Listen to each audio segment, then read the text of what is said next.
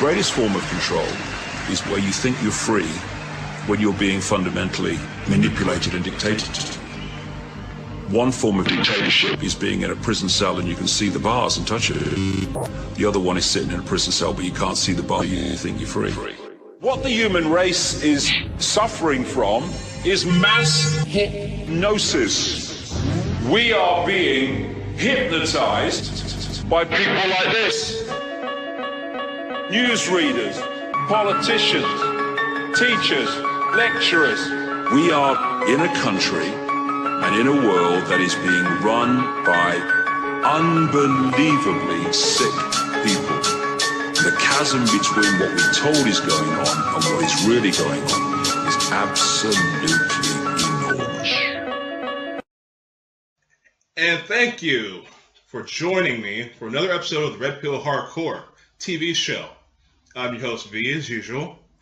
And hey, today I've got a very special guest for you. I have Lou Garino on the air with me. This man is politically wise, and I definitely want to get all of you alerted to this man and his works and his vast knowledge. Today I'm wearing my Silence, I'll Kill You shirt, my Jeff Dunham shirt, because we're going to be talking about the Clinton body count. So, are you there? Oh, yes, I'm here. So before we get into all that, Lou, can you please tell us about your background? Well, my name's Lou Garino, and I had a terrestrial radio show on the Wall Street Network, Business Newsmakers Radio, and I had an opportunity to interview a lot of great folks across the business spectrum all over the world. And some of the people that I got to interview really changed my life, and it motivated me to write a book. It's called Fear and Loathing in America 2016. It pretty much explains how we got here and why we got here on the political spectrum right now. I am not a Republican or a Democrat. I loathe both parties, and I am not red or blue. As I say, I'm red, white, and blue. I'm anti-partisan. Much of my book concentrates on the parties and how they destroyed America. And you look at it like if you were Toyota, the manufacturer of cars and trucks, and you had a great product line, but you only needed to compete against one other manufacturer, such as Honda or even General Motors. Pick one.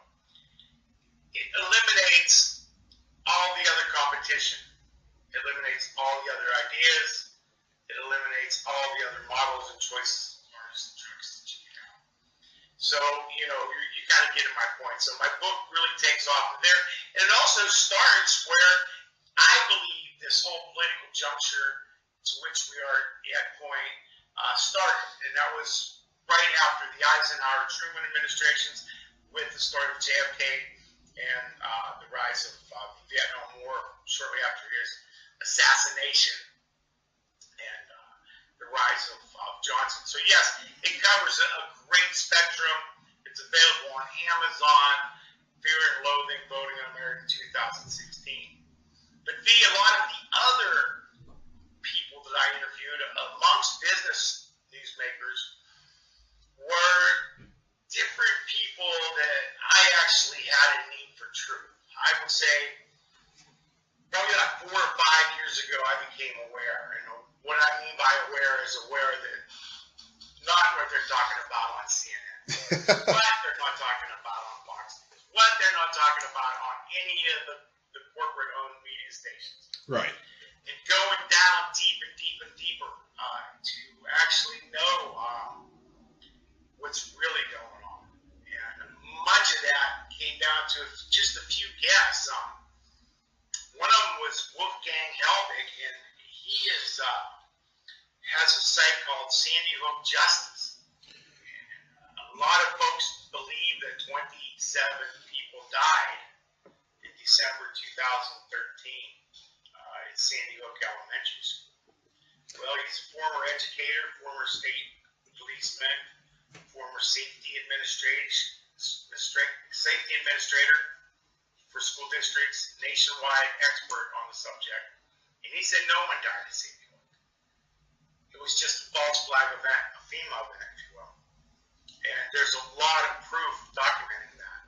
So when you explode that, and I started looking into this more and more and more, then events like the Boston bombing, okay, fit into that same category. Right. False flag. Nobody really dies. It's a smoke screen, a big smoke bomb. And, you know, you start looking into that, and it's like, wow, then it's connected to the Orlando shootings. It's connected now to Charlottesville, you know, what just happened last week in Charlottesville. You remember that?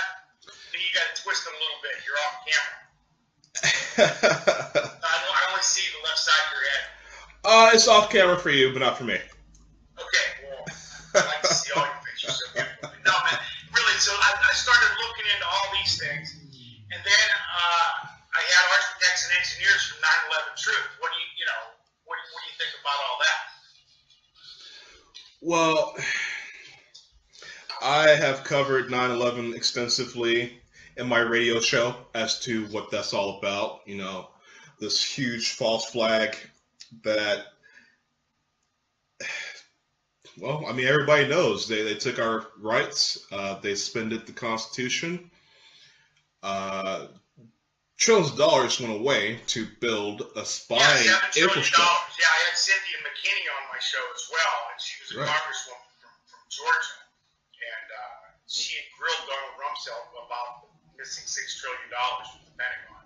It just so happened the missile, and I use the term missile, my airplane, that hit the Pentagon. Hit the Pentagon right where the records for the missing $7 trillion, $6 to $7 trillion. Right. That's a psyop right there. We can go into all that, but that started us into an endless war on an emotion like terror. About to have a war on love, right? War on fright. Right? It's just a word they can sell. The word is short. Then I had a guy named Wayne Allen Root, and that kind of gets us to where we are now. Okay. Now, Wayne Allen Root is an interesting guy. He was a Vegas odds maker, and he's just a very charming, likable guy. He was the 2008 vice presidential candidate for the Libertarian Party, if you may remember that. He's an attorney, but he went to Columbia the same years that our former president Barack Obama went to. Supposedly. 1980 to 1983, 80, 81, 82, 83. Right. And he was in political science. I don't know if you know, but Columbia's a pretty small school. I went to a small college myself, and you know, all the business students I got to know over 4 or 5 years, right? And because we had a class, sooner or later I'd run into them at a party or whatnot. And so you get to know people in your class. Well, guess what? Not one person that studied political science at Columbia during those years remembers ever being in a class with Barack Hussein Obama. Not one professor from Columbia University remembers ever once having a student named Barack Hussein Obama. So Wayne Allen Root's pretty much saying, you know, this guy was a mystery guy. Where did he come from? Well, that led me down a path of, you know, where do a lot of these people come from, and that took me into, we know that Obama's birth certificate was forged. I mean, nobody remembers him being born in the United States of America. Right. He was not. Okay. Right. Well, this isn't me saying this. This was the results of an investigation, like it or not, from Sheriff Joe Arpaio from Phoenix, Arizona. And he was the sheriff there, and, you know, I really personally don't like the guy at all. But what he did was a valid investigation into Obama's birth certificate, and it is not valid. It was made up of a 5-layered copy. It had some other lady's birth certificate. It was cut and pasted. It was not even a good professional copy. Also, he did get credit for writing one paper at Columbia, and he did get credit for one professor saying that he gave him a paper. But it was just enough like what a CIA would plant. You know, they're going to plant some evidence, right? Well, so a lot of people what are the chances? CIA plant. Well, what are the chances of this one professor being, let's say, I don't know, a Freemason, somebody who, you know, as a part of some. Oh, sure, that's what I mean. They've got somebody that's going to be in cahoots, and somebody that's going to collaborate any story. Somebody to collaborate any story. Right. Anybody, they can get fabrications on stories all day long. So that just enough. It's a thinly veiled disguise of a CIA agent. Many people, including Joan Rivers, who this cost her her life, says that Michelle Obama is a transsexual, that she is in fact has a penis, and that she is a man in fact. Well, I can see why she liked Rock. He's got those big old ears, there's people who testified that he is a homosexual and that they had gay love and, they did smoke crack cocaine together. So these are facts that people said this. I don't know what the facts are, but you make up your own mind.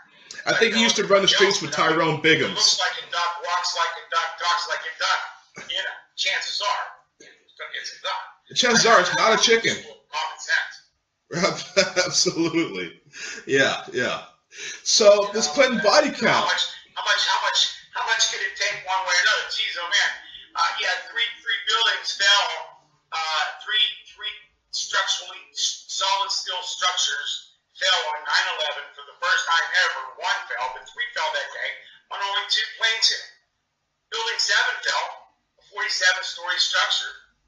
Over 500 fell, free fall. It free fell for over 10 stories, over 120 feet. There it is. So people don't even remember building number 7. What do you mean? Oh, that's right. There was another one that fell. Yeah. The fix was on. But getting back to Obama and getting back to the Clinton regime, Obama's a plan. We're pretty much sure that the kids they have aren't theirs. It was her pediatricians and her dad who traveled with them extensively, so kids were never far away from their parents because they were with them 9 days out of 10. They traveled everywhere together. Right. So they come out of nowhere. Now, that gets me back to the Clintons. In my book, I remember Bill Clinton. I never liked the guy. Okay, he's just a slippery guy. Slick Willie. I mean, I don't like slick people. I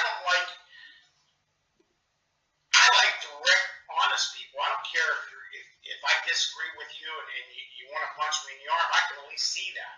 But man, don't try to sidestep me. I don't like sneaky people. So to me, I never liked him because he was sneaky. I don't care he was a skirt chaser. You know what?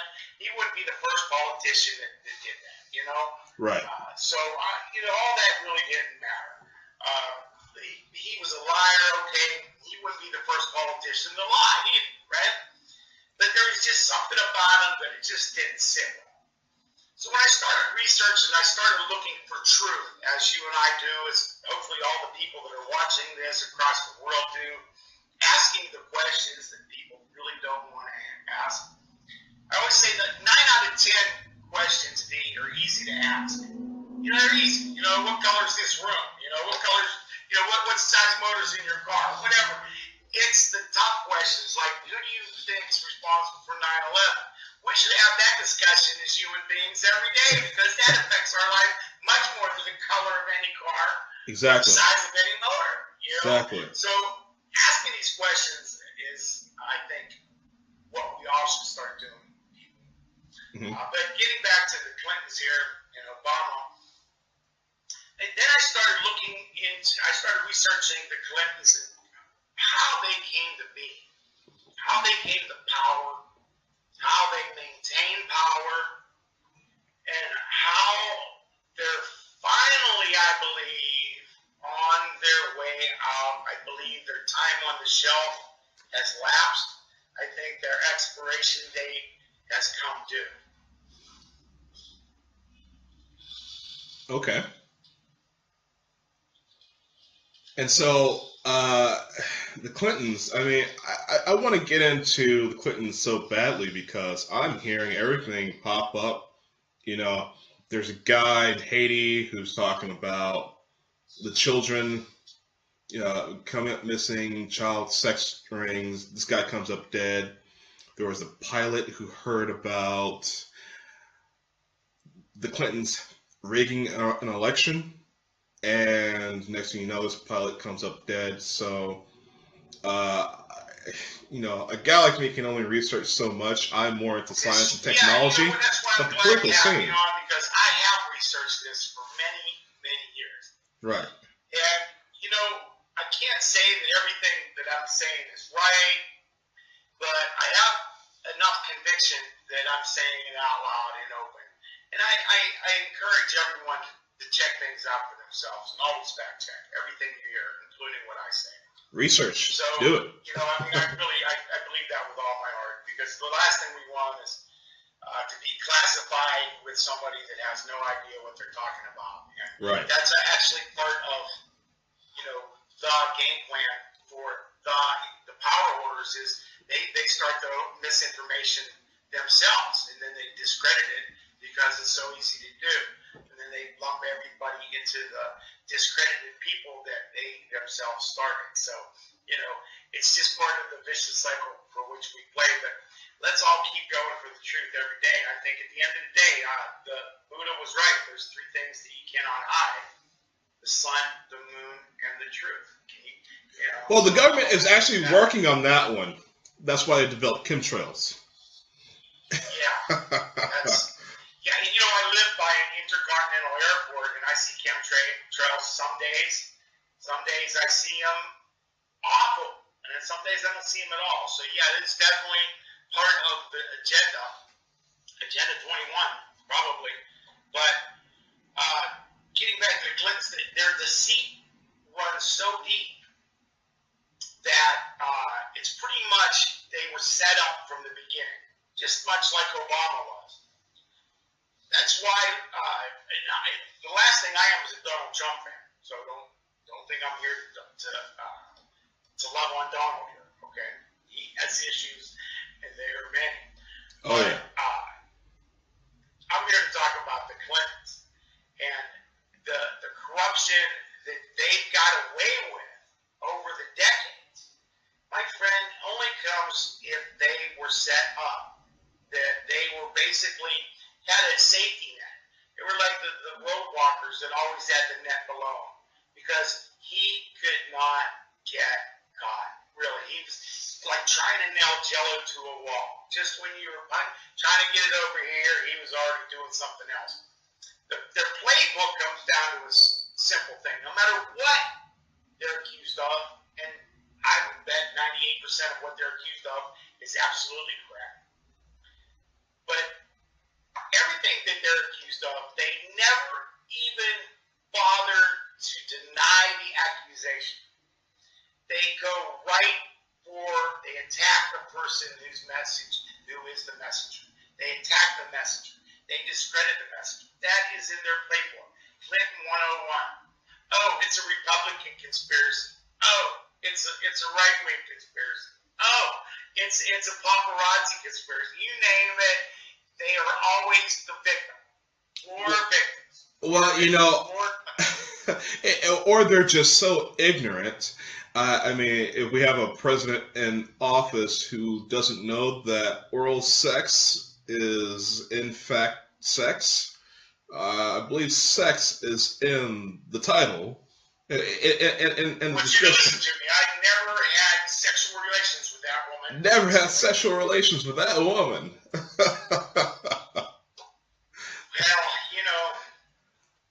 I said it once, and I'll say it again. I never had sexual relations with that woman. So, many people, through researching, think that he's the son of John Rockefeller. Yes. Okay. His mother was a prostitute. We all know that. He's from Hope, Arkansas. Some little piss hole in the middle of Arkansas. I've been up through there, and it's pretty bad. So, anyway, he happens to meet his hero when he's about 11 years old, John F. Kennedy. There's a picture of him and Kennedy. So he's been groomed this whole time, right? He gets to go to Oxford. He gets to do all this stuff, right? He's a freeloader. He was a Vietnam. He promised that this guy, his draft number was up. He was ready to get drafted. So he goes to this buddy of his in Arkansas, this colonel, and he says, hey man, get me in the ROTC program. I don't want to get drafted, right? So he gets out of that, and here, a year later, he's supposed to go into the ROTC program. He reneges. He writes a letter to the colonel, hey man, I can't do it. So this colonel gets him out of Vietnam because he's supposed to go into ROTC. He squirrels out of that, right? Somewhere along the line, he meets Hillary Rodham. They fall madly in love, okay?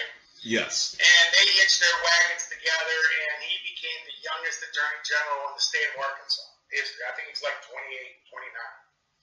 And then he becomes the youngest governor in the history of the United States, young 30s. And there it starts. There's where it starts. What's one of the first things he does? Well, he sets up a cocaine operation in Mena, Arkansas, right? Middle of nowhere. They've got these huge jets flying in from all over the world. Full of cocaine, man. Mainly most of them were coming from Nicaragua because they were selling the cocaine to fund the freedom fighters that were fighting Mariel Noriega. Remember that term? Remember him? Okay. Yes. Noriega, back. So there's the connection. Reagan's watching all this happen. He made it happen. As Oliver North. Who did not? The question here is who did not have their hands in this operation? I mean, we had this Iran-Contra.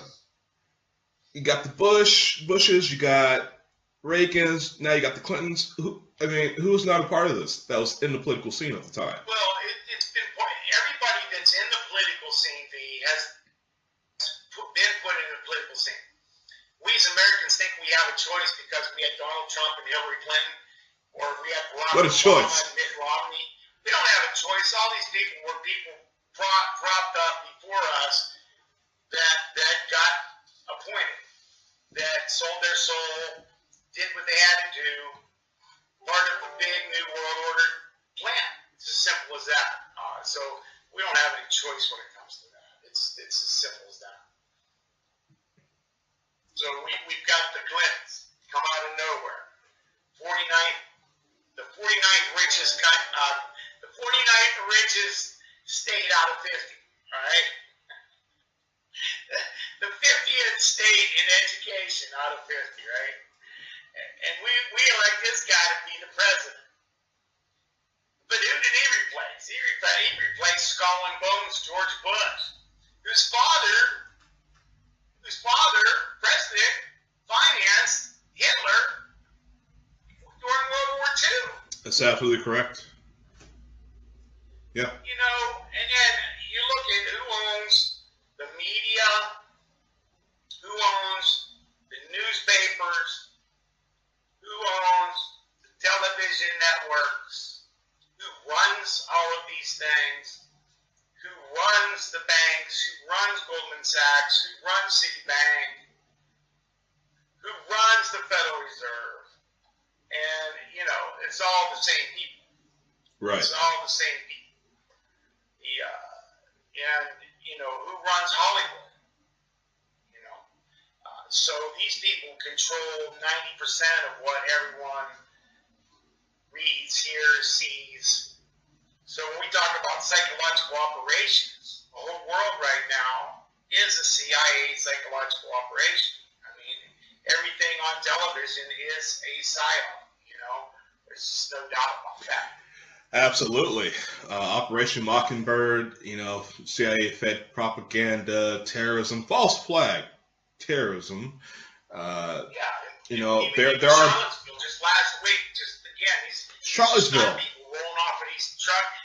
The car's going down the street and there's people jumping on the hood and rolling off. I mean, all for film, all for TV, for snapshots.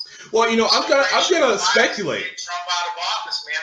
The powers that be cannot stand that somebody different from out of their circle actually got into the White House. Well, I'm gonna speculate here for a second. On a personal note, I did release. Well, you guys are a fan of the show. I did the Brain Destroyers episode about mind control, nanoparticulates, and DARPA, brain hacking via satellite. And this has been censored on the internet. Anthony Thomas has had his account destroyed. TLBTV advertisers are blocked from posting the episode. So if you guys can check out that episode, it's the one before this one. I don't think it's an actual episode. It's a special. It's labeled as a special because that's exactly what it was. Leaked information. It's going to Julian Assange. It's going to William Beeney, ex-director of the NSA. So if you see that, share it. I mean, people's accounts are being shut down for me leaking this information. But I think that's the butterfly effect of, this riots in Charlotte. I think whenever there's a truth bomb that comes out, distraction, CIA, Fed propaganda, there's an agent somewhere, everywhere in the country, around the world, to kick off some BS, some conflict of some kind when real news comes out. Oh, hey guys, pay attention. Look at this hand. Don't pay attention to what's over here. Look over here. And so when you guys see that, talking about Kim Kardashian's ass, and instead of like the Fukushima nuclear waste dump that's polluting our Pacific Ocean. So that's just part of the whole nature of what's happening, and it goes back to our people, our sheeple. As I say here, they're so easily led. It's easier to mislead somebody, far more easier to mislead somebody than to actually tell them they've been misled. That's why the light of shows like this will eventually win, because people do innately have a thirst for knowledge. And they innately want to know what's happening. But when times are so hard that you've got to work 2 jobs and then you think you're getting the fair and balanced news or whatever they're selling you, and you think you've got everything fits neatly into your little world, into your little package, because your electric bill's paid, your cable bill's paid, whatever. People deeply know that there is more, and once they put their head down the rabbit hole, sometimes it's hard to stop because you just want to know more. Absolutely. And I think that shows like this are helping folks come out of that hole. I'm glad you said that. I can actually segue into commercial break.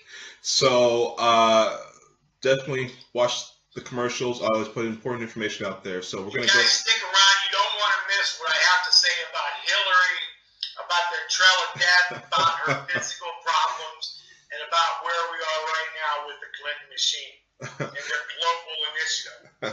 So, Lou, don't go anywhere. No, looking forward to staying right here with you, my man. All right, we're going to commercial break.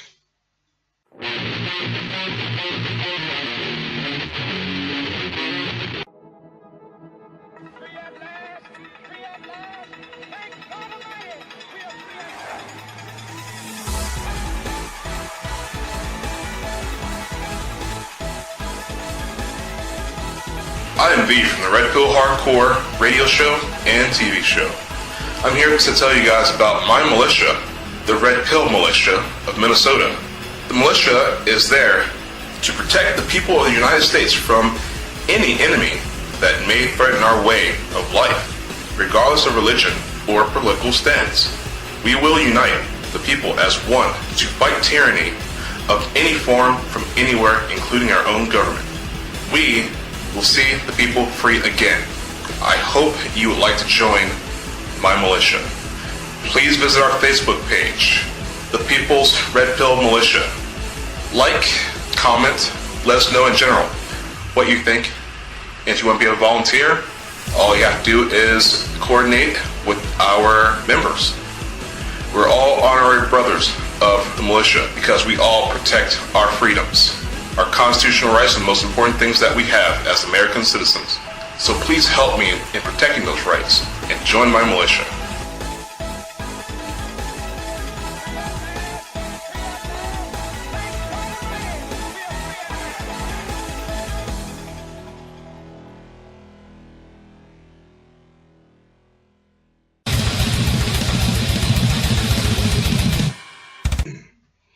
All right, and we are back.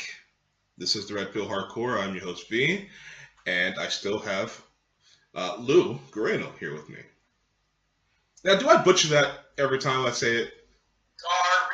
Garino. Lou Garino. Like Dan Marino, only Lou Garino. Okay.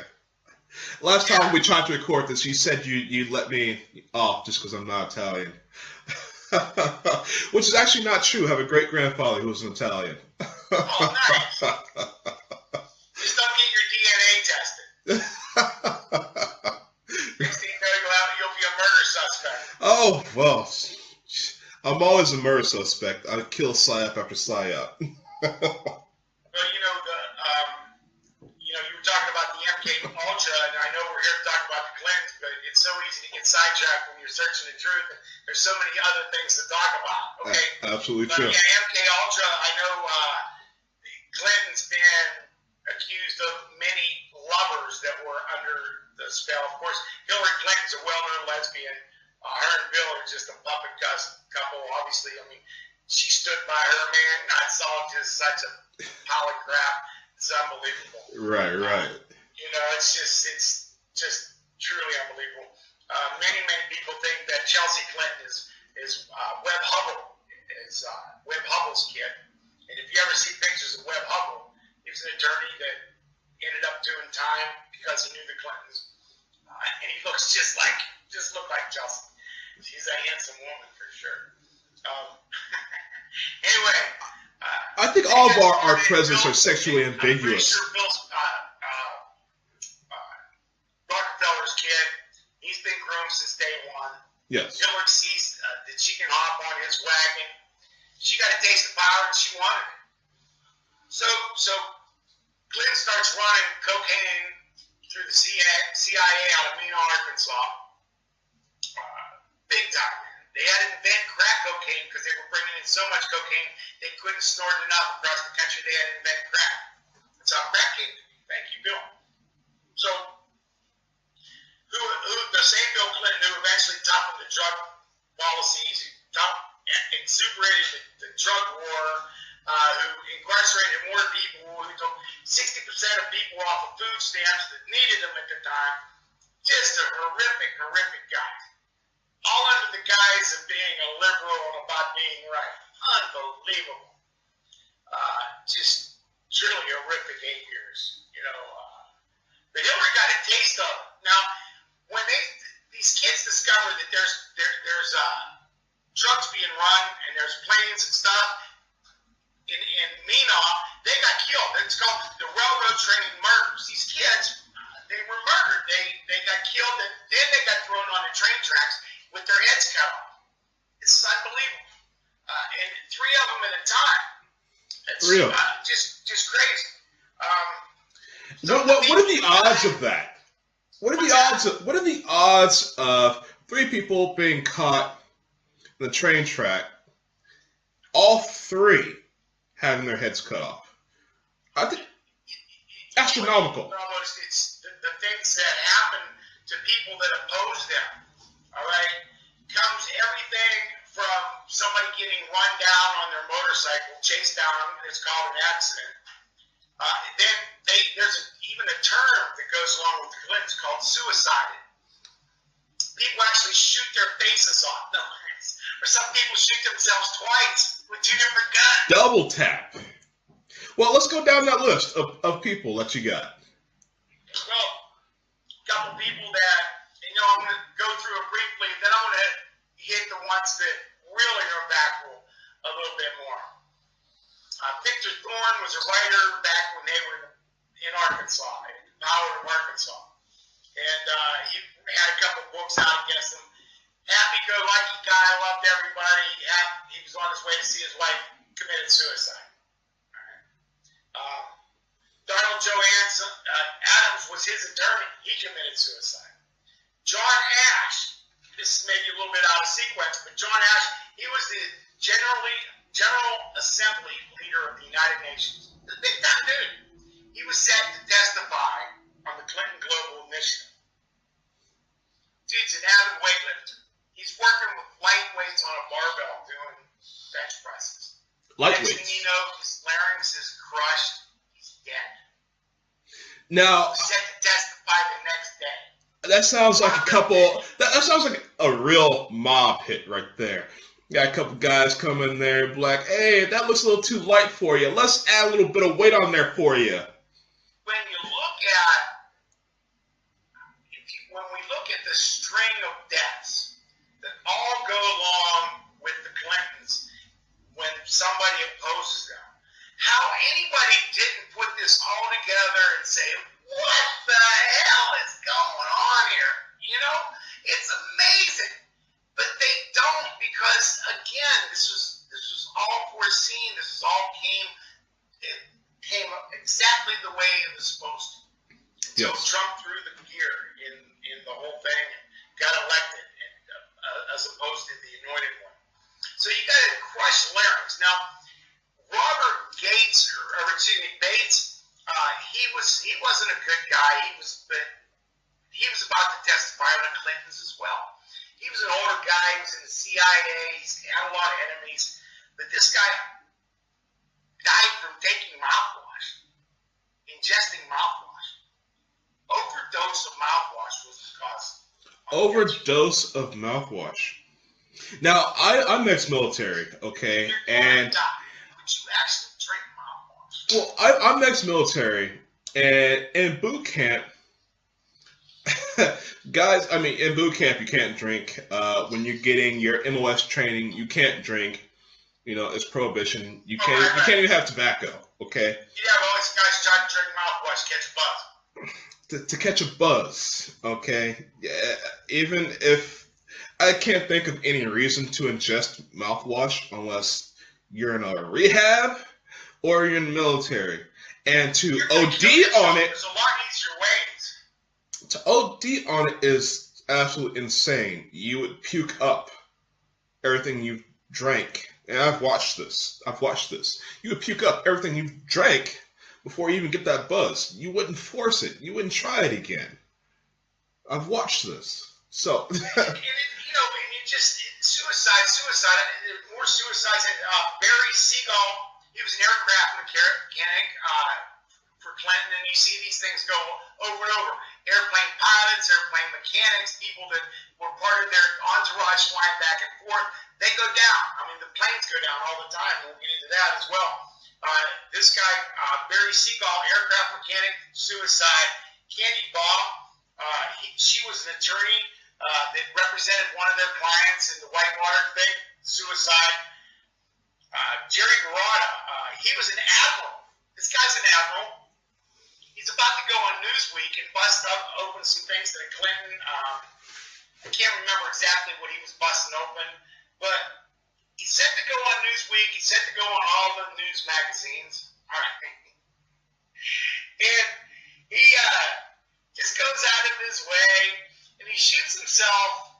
He committed suicide, shooting himself in the chest. in the chest. In the chest. You have to be one bad mofo to double tap yourself in the chest for suicide. You have to be you gotta be Terminator. Jeremy Barada, check it out. He's an admiral, shot himself in the chest twice with two different guns. Two different guns. That's suicide right there, if you tell me. Yeah, that's your common suicide. Oh, yeah. Then we've got the former Housing and Urban Development Secretary, Ron Brown. Ron Brown was a player. You know, he was Clinton's Housing and Urban Development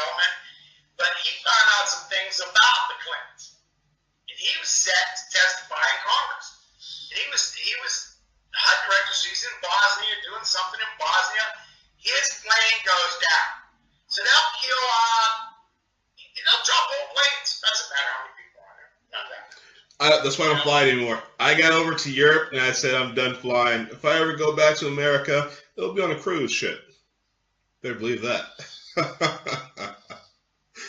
Yeah, bigger the ship, the better. All right, so now his attorney, Brown's attorney, gets killed a week later in a drive-by. Yes. In a drive-by. A drive-by. Just a random drive-by. Well, where was this at? Where was it located? I don't know exactly where it was, but please look it up. Ron Brown's attorney, his lawyer gets killed 1 week. Was he in the east side of Oakland by chance? I mean, exactly where a guy that high profile is not going to get shot in a drive-by unless he's in, I don't know, maybe South Central LA? Chicago? Maybe in Chicago. Okay. Had another guy, Eric Matera, had some info on one of their cases that somebody else they killed. The cops sent him, because he was an informant, right? Sent him to a crack house to buy crack, and the crackheads all beat him to death. Well, that's a setup right there, if there ever was one. Hey, yeah. Somebody else was invested in a crackhead will suck your. Contra. Yeah. Okay, the Iran Contra. He Yeah. cut his wrist in a bathtub. Right. Right? People do that all day, every day, right? Okay. Except this guy, the first time he cut his wrist, he cut it so deep that he cut all the tendons. All the So when tendons. he supposedly cut his second wrist, he cut his second wrist good.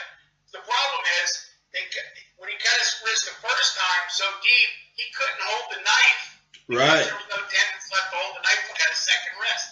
And we all know this is how men commit suicide. This I think this is more of a female suicide. Yeah, well, females generally take pills. You know, it's painless, go to sleep kind of deal.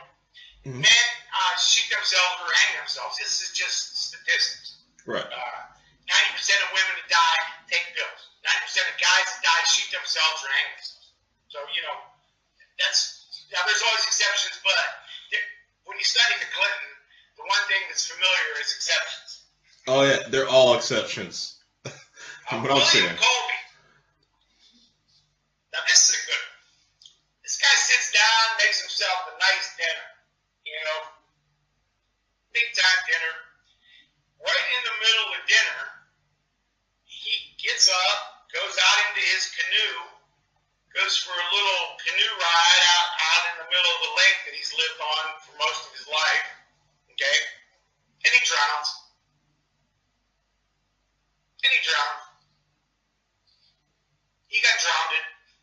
He got drowned. Yes.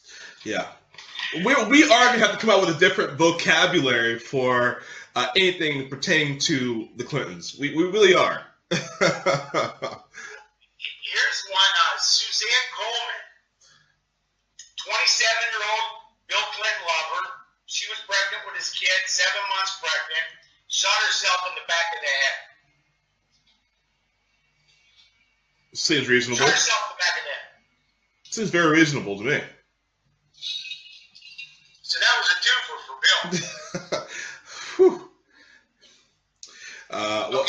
Gregory Collins, Keith Corey, they found some scoop on him. This is the one I said they run him down on his motorcycle. The other blasted in the face suicide. Blasted in the face. Yeah, Davis, reporter attacked in a hotel room. Okay, he's in a hotel room. Somebody busts into the hotel. What's the chances of somebody breaking into a hotel room? Just hanging out, boom, you're dead. Mercy. Well, I mean, that situation right there suggests if you're in a hotel room, yeah, you're pretty much anonymous. I mean, unless you use the credit card. Lightning in your backyard.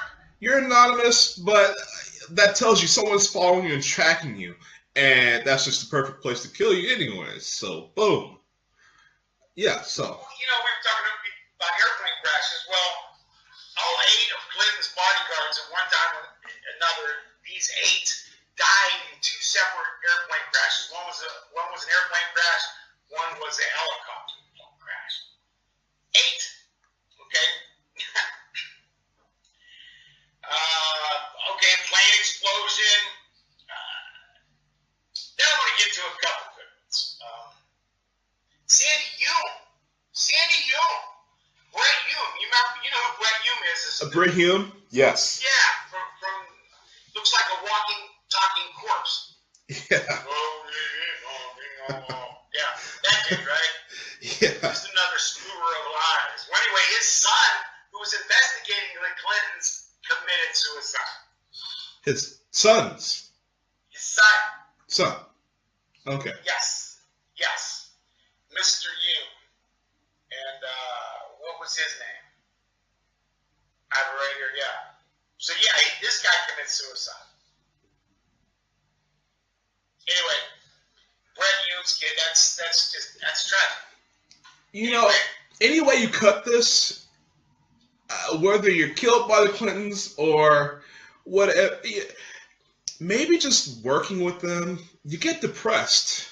Well, let me before I get into the big depths, let me just say a little bit about the Clintons doing business with him. It's like doing business with the devil. In fact, many people think that they are. That the FBI agents think they're the devil.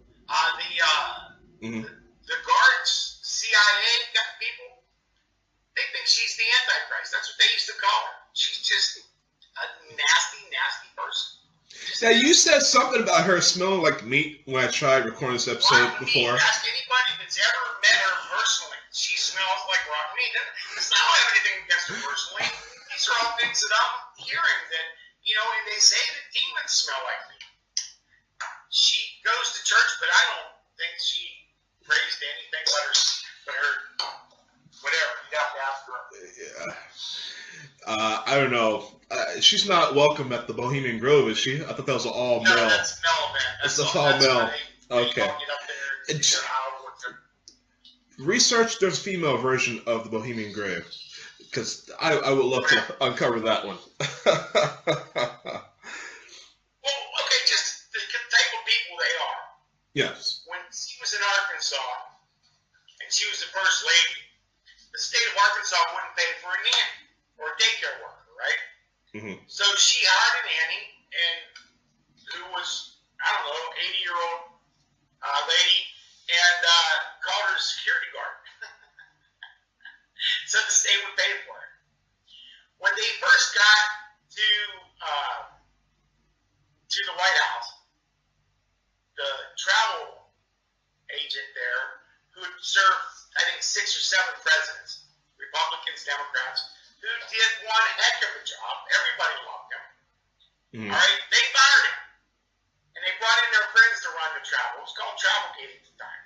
But not only did they fire this guy, who was one impeccably cool dude, right? Everybody loved him, man. I mean, he's an all-American and served his country well, right? Not only did they fire him and bring in their friends, they smeared him. They said they accused him of stealing money, embezzling $14,000, blah, blah, blah, So they wanted to not just get him, they wanted to make him look bad. So in other words, we're new here in town. You get in our way, you piss on our leg and tell us it's raining, you're out the window, right? And there you have it, man. That's the type of people they are. Well, I also heard that the Clintons actually lifted about $8,000 worth of furniture and miscellaneous items from the White House. Oh, they're a band of hillbillies, man. Coming in, they left, they stole everything, they busted all the computers and took all the W's off the keyboards in the White House because W was coming in. Just a horrific set of people who burn every single bridge behind them and don't really give a crap because they were welding power when she was the Secretary of State. It was pay to play. You wanted any favors, you had to donate money to the Clinton Global Initiative, which is just a big Ponzi scheme to make more and more money and weld more and more power. It don't really help out anything. And we were talking about Haiti before, and I'm going to get back into these big debts. We're going to talk about it. But Haiti, you go to Haiti and say, Clinton, you better duck because they are the most hated people in the whole entire country of Haiti. I mean, they are poor down there. They said, okay, give us all your money, and we'll make sure these Haitians are taken care of. What a crock of crap, man. I mean, that's just terrible. They were supposed to build a textile mill down there. I mean, they got $60 billion to build all these houses. No houses got built. Oh, Lord, they were supposed to build a textile mill, and they did. It was called Caracol, okay? Mm-hmm. So, okay, they're going to build this mill. So they build it. It's supposed to create 60,000 jobs. Mm-hmm. Well, and it's going to get duty-free imported goods from Haiti. So in other words, they don't have to pay any taxes. So they're going to create 60,000 jobs. Great. So they put the plant in. The only problem is the plant was in northern Haiti, and all the destruction was in southern Haiti. So they were already doing good up in northern Haiti. So they spent all this money from the people that are donating in northern Haiti to create 60,000 jobs. They really only created 5,000 jobs.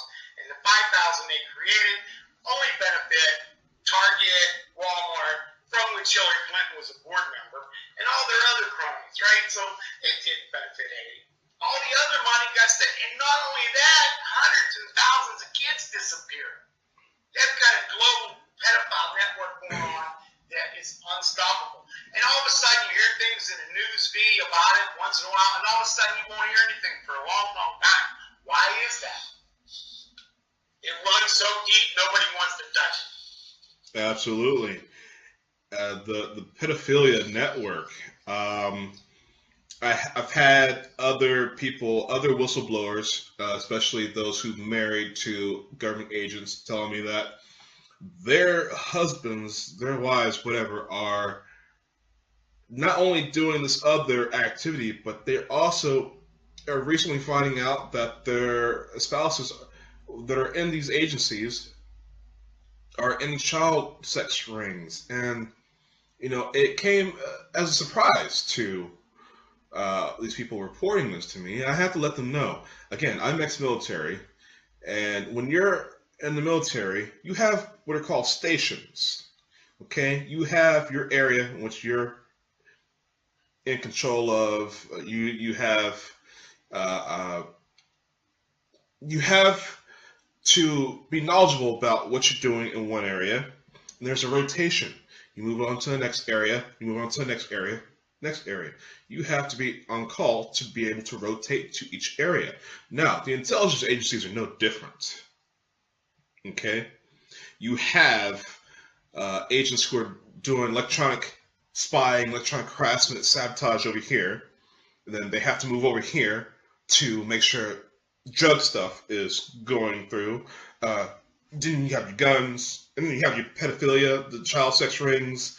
They have to rotate. So when you're in, you're in. It's like the mob, okay? When you're in it, you're in it. Your hands are soiled. And your hands are soiled in everything so that you do not whistleblow. If you're one of these agents, that's the way it works. That's the way it works, because everybody has something to lose. Everybody has something to lose. You're in it now. Listen, man, you're in it. And it goes back to a lot of things. I was a supervisor for General Motors, and on the afternoon shift, these guys used to make these huge cocktails and drink them while they were working, right? This is back in the 80s, and my first day of work, I was like, what are you guys doing during breaks? They get 6 minutes every hour to do their whatever business. And they go, oh, nothing. They go, here, take a drink of my juice. And like I did. And they go, oh, the boss drank.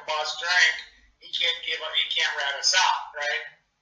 Same thing, right? Right. You took a drink, you can't say nothing. Yeah, of course, I played the game. What the heck did I care, right? Well, we're coming down to the last few minutes of the show. Is there anything that we missed? Oh, yeah. The best ones that I've got is Vince Foster, who actually was Hillary's friend growing up. They went to school together. They were partners together in the Rose Law Firm. They were buddies. He was a counsel for them at the White House. it was a big, big deal. And you guys might not even remember that, but Vince Foster, it was huge, okay? So Vince got suicide. They found his body in a park. In a park. Okay. But the problem was there was no gun around. He didn't have any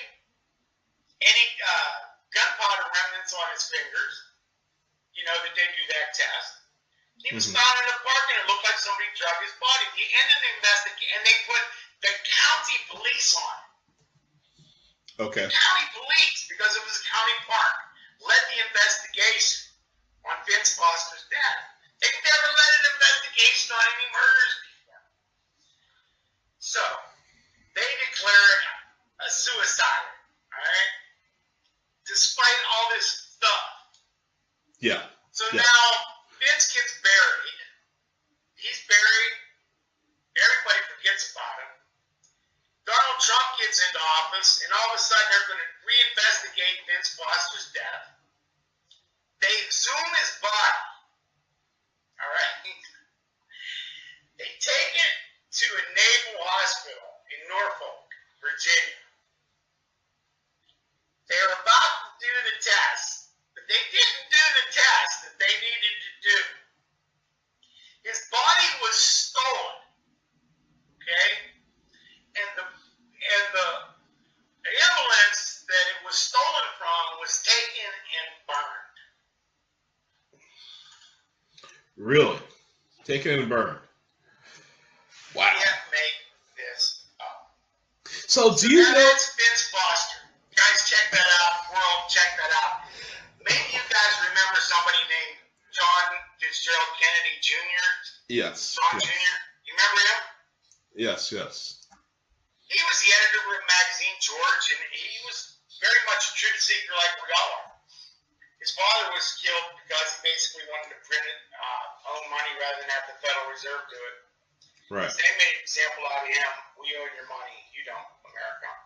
Right. Anyway, he had a politically aware magazine called George, and he was an excellent pilot. By all standards, everybody thought he was a great reporter of what he did. He was a great pilot. He was very conservative, very cautious pilot. A1 best. All of a sudden, he decides he wants to run for senator of New York, and he's about to announce it. Who would he be running against? He'd be running against Hillary Clinton. Next thing you know, JFK's plane is down. They were looking for him 1,500 miles away. But the crazy, crazy part of this all is the plane, the fuel line was in the off position. Someone lifted the off position, twisted it, and put it down. It doesn't shut off by itself. It cannot shut off by itself. Not ever, no how, no way. So there's no way that was an accident. And between Ron Brown, the Secretary of Housing and Urban Development, between Vince Foster, between JFK Jr., in between all of these, there is a thread that cannot be denied when it comes to the Clintons. Yeah, well, if you have to deal with the Clintons, you better be silent or they'll kill you. Or get silenced. Get suicided. Wow. Well, you know, Trump did all this hardcore talk about whenever he became president, he was going to have this investigation about these emails and throw Hillary Clinton in jail. Is this ever going to happen? Or was that just talk? Was that just some hot shot talk? Well, there's levels of all this going on right now.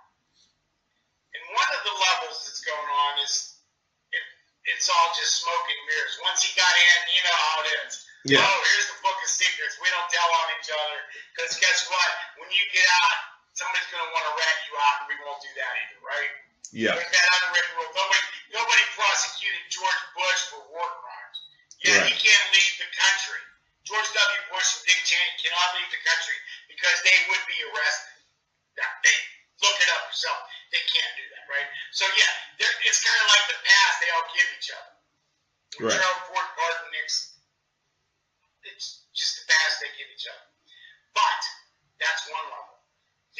All those good, hard-working Americans that work for the FBI, that work for the CIA, that have been investigating this, that know how crooked it absolutely is. These are the ones that's going to bring it to light. These are the ones that have to bring it to justice, no matter what the people on the top say, because they're all playing the same charade. The good, hard-working American people that are part of the justice system, yes, and there are good, hard-working American people in the justice system. They're going to bring this all to light. They're going to make this happen because it shall not be denied. Absolutely. Agreed. So I one more time, actually, mention your book. I want people to buy this. People buy Lou Garino's book. Yeah, guys, it's on Amazon. You can check it out by the author, Lou Garino, Garino. You can go to my Facebook page, Business Newsmakers. You can order it on there. You can go to Amazon. The book is called Fear and Loathing, Voting in America 2016. But it's more than just a voting book and about apathy. It's about how we got to this point in history. So it could be relevant in 2020 as well. How did we get here right now? What were the set of circumstances politically and socially that melted to this point where our country is the way it is right now? Where they have divided us. And when I say they, we are not divided amongst ourselves. We're united, man. I live in one of the most culturally diverse cities in America, in the world, Houston, Texas. People open the door for each other. Yes, sir. Yes, ma'am. Howdy. There's no hate. It's all what they're selling on TV through their psychological operations. So it's all about that. It's all about how the Clintons came to power, the Bushes, you name it, guys. Fear and Loathing, Voting in America 2016. It's a must read. It gives you a different look as opposed to the partisan views. It gives you an anti-partisan view about how this country started without any parties whatsoever, and about how they collaborated to take control of our country. So you get a chance, give it a read. It's not too long. It's not War and Peace. I make the points rather quickly. Fear and Loathing, Voting in America 2016. And I also want to encourage you to stay tuned to his new television show that is enlightening the world. It's illuminating the people that are illuminating us. So we've got to stay true. We've got to seek the truth, and we've got to keep endlessly seeking the truth. So stay tuned, guys, and keep watching. Thank you. I appreciate that winning endorsement, and thanks for being a guest on my show. I would love to have you again. My pleasure, sir. All right. Thank you.